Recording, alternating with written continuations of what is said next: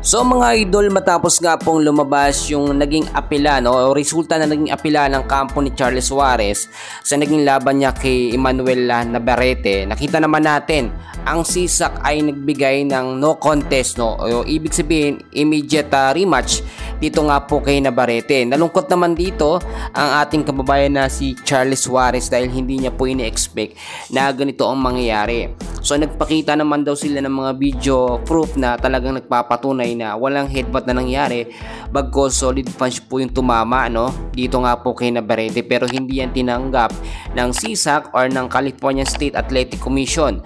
At kahit nandyan si Chavit Singson, talagang nakipag-usap sila, ginawa nila ng paraan, hindi talaga tinanggap. No contest talaga yung naging resulta. Pero ang kagandahan ho dito mga idol ay ibinalik po sa undefeated record etong si Charles Suarez. Meron na siya ngayong 18 wins and wala pa rin pong talo sa kanyang record, which is good naman ito.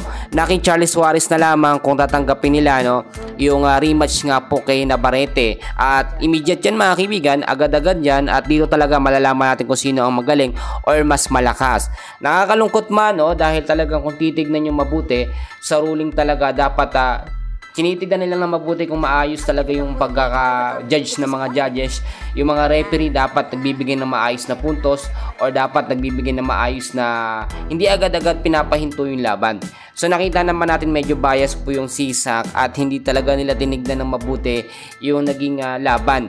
So kung titignan nyo mga kaibigan, marami talaga nagbibigay ng kanilang opinion na okay na lang daw na magkaroon ng rematch para talagang maging maulit or mas maging maganda yung magiging laban. At kapag ka nagkaroon ng rematch, sisiguraduhin po ni Charles Suarez na talagang tatalunin niya na at ina-knockout niya eto nga pong si Navarrete para wala nang maging ganitong klaseng anonymous decision or yung sinasabi natin na pagko-contest pa contest. Para sa akin mga kaibigan, champion pa rin talaga at mas malakas eto nga po si Charles Suarez kung ikukumpara natin kay Emmanuel Navarrete na talagang pinaboran lang ng mga referee at ng mga judges. Kung para sa akin mga kaibigan, immediate dapat ito magkaroon ng rematch etong si Suarez at si Navarrete. Kita naman natin malakas ang ating kababayan pero hindi talaga ito nabibigyan ng maayos. Alam nyo, dinadaya nila si Suarez kasi nga hindi po ganun kasikat na boksingero. Ang akala nila ng CSAC ay hindi po papatusin or hindi magko-contest etong si Suarez pero nakita nyo naman sinuportahan pa siya ng mga bigating politiko tulad ni Manny Pacquiao at nandiyan po si Chavit Singson. Sa ngayon yan muna ang update natin pagpasensyahan nyo na, mamaya meron pa tayo episode, nyo kakalimutan na mag-like and subscribe. Maraming salamat po.